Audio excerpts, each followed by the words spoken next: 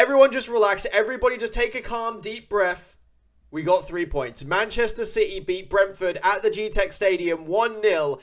And that was one of the longest second half performances that I've seen in a long, long time from Manchester City. That is the definition of the tale of two halves in that match of football. As Manchester City extremely dominant in the first half. Brentford barely got a kick. They barely even, I don't even remember if they had a shot in the entirety of the first half. But then, roles completely reversed in the second half. Brentford come out early from their team talk, and they were ready to go as they took it to Manchester City in the second half. And I don't remember a shot Manchester City had in the second half because Brentford were all over us. And that was just a very long 45 minutes in that second half. And I'm very glad to be walking out with the 3 points. And I think that there are 3 players that we have to thank for those 3 points today. Number 1, Erling Haaland. Absolutely fantastic performance. Not only in the first, but in the second as well. Erling Haaland coming back, doing his defensive work. I thought he was absolutely outstanding. And that goal, by the way, in the first half is ridiculous. That's all Erling Haaland. Now, don't get me wrong. It's a good little clip ball from Josko Gvardiol into the space. But the way that Erling Haaland uses his body to get it between him and the defender, completely bully him, ragdoll him, and then uses his right foot as well to push the ball into the channel and then gets the strike first time off of his left foot. It all happens so quick. He's such a bully of a centre forward and he's just absolutely magnificent. There's no one in world football that can do what he does with the balance, the power. I mean, it's just unbelievable to witness. And that ultimately is how Manchester City win the game through that goal today. But it wasn't just Erling Haaland. There were 2 other players as well that were sensational. You had, of course, Josko Gvardiol as well, who was an absolute man-mountain in that second half, getting on the end of everything. I thought he was exceptional. And in the first half as well, on the ball, was given the ball in some tight spaces. I thought he was really good technically, passing out of situations, never really panicked. And I think overall, he just had a phenomenal performance today all around Josko Gvardiol. So he really impressed me as well today. And then, of course, the big man at the back, Gigi Donnarumma, pulling off an incredible save. And the one mistake that Josko Gvardiol made in the game was when the ball came over early on in the second half. Josko Gvardiol was battling with Igor Thiago and he just gets the wrong contact on the ball, which sends it back over his head. Igor Thiago goes through one-on-one with Gigi Donnarumma. Donnarumma stands tall. Now, don't get me wrong, Thiago should have had some better touches on the way to goal. He definitely could have done more, got his shot off a lot cleaner. But the way that Gigi Donnarumma notices the clunky touches and comes out off of his line and uses his full body size just to completely close off the goal. Really good movement as well from Gigi Donnarumma, if you notice as well. Seconds before Igor Thiago takes the shot, Gigi Donnarumma kind of fakes to his left a little bit and then shuffles back over to his right to cover the entirety of the goal. It's magnificent goalkeeping from Gigi Donnarumma. And ultimately, I put those 3 points down to those 3 players today. Donnarumma, Gvardiol, and Erling Haaland. Don't get me wrong, I do think overall the backline had a good game. I don't think Matheus Nunes was great, but I don't think he was, you know, bad by any means whatsoever. I thought Ruben Diaz also had a decent game alongside Josko Gvardiol as well. I think it's fair enough we give him some credit because he's been getting quite a lot of stick lately. And I think Nico O'Reilly also had a good game. I think the entirety of the backline stood strong and they ultimately earned us the clean sheet today. But the rest of the team in that second half was a bit worrying. Nico Gonzalez couldn't get a kick. Tajani as well couldn't get a kick in that second half before he was taken off for Bernardo Silva, who Bernardo Silva, to be fair to him, did help us get some momentum and rhythm back in the game a little bit. Savinho was a bit of a passenger. Foden couldn't really get into that second half, even though in the first half I thought he was a part of most of the things that we did well.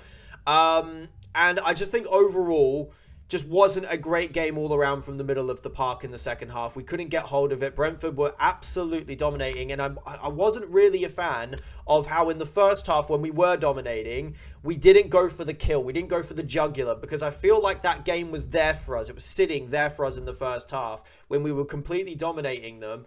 And I just feel like there was a little bit more that we could have gone up another level and really took charge and really just killed off the game as much as possible with that second goal. We didn't get it, and that allowed Brentford to do what they did in that second half. But I've got to say, as frustrating as it was to watch that second half, as you know, as high as my blood pressure was, we got the 3 points. And that is all that matters at the end of the day. Coming into the international break, we got 3 points, a clean sheet, an Erling Haaland goal. And at the end of the day, that's all that matters. It doesn't matter how you get those 3 points. As long as you get them, the performances can be improved. The results, you can't go back and get the results. So for me, I'm looking into obviously the second half quite a lot, and I'm a little bit worried going forward. Of course, you can't not watch that second half and not be a little bit worried. However, we're now going on the international break. It's another chance to reset. Between now and the previous international break, the results have been really good. So on that basis, we are in a good vein of form at the moment. We can kind of go away from the game a little bit, come back in 2 weeks, and hopefully we can hit the ground running again. But of course, there was one moment in the game which I've got to comment on, and that was the unfortunate moment 20 minutes into the game where Rodri picked up an injury. A really worrying moment overall, as obviously Rodri was so glad to have him back this season. But he's not been fully back yet. Obviously, you know, he's still getting into the rhythm. He's still getting back to the level that he used to be at before the ACL injury, which we've not seen him reach yet. And obviously, we haven't seen him reach it yet because, you know, it's going to take a while for him to get there.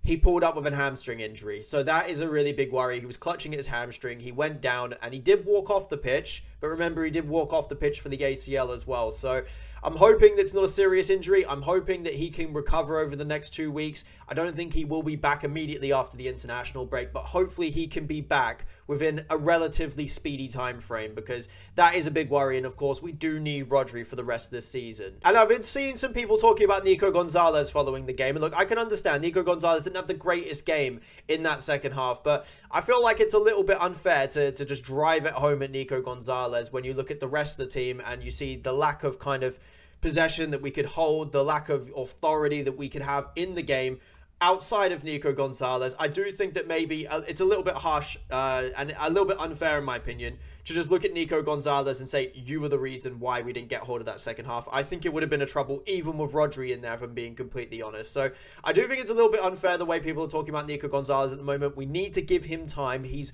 a player that's developing in that role, kind of taking over from Rodri. It's not an easy role to take over. It's a very, very difficult role to play in a Guardiola system.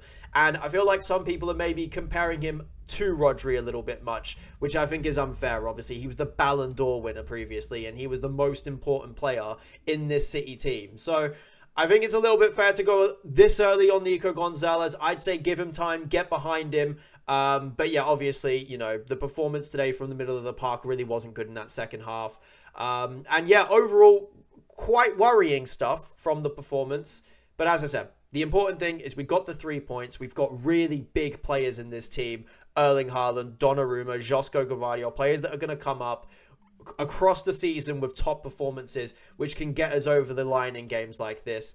But yeah, overall, I mean, very, very worrying second half to watch. But we're 5th in the Premier League. We're 3 points off Arsenal. We're keeping up there. If we have dropped points today, it would be a different conversation. You know, it wouldn't have been good enough. But we managed to get over the line. We've got the 3 points. 3 points away from Arsenal. We keep going after the international break. It's a nice time to reset and rest. But yeah, that second half performance.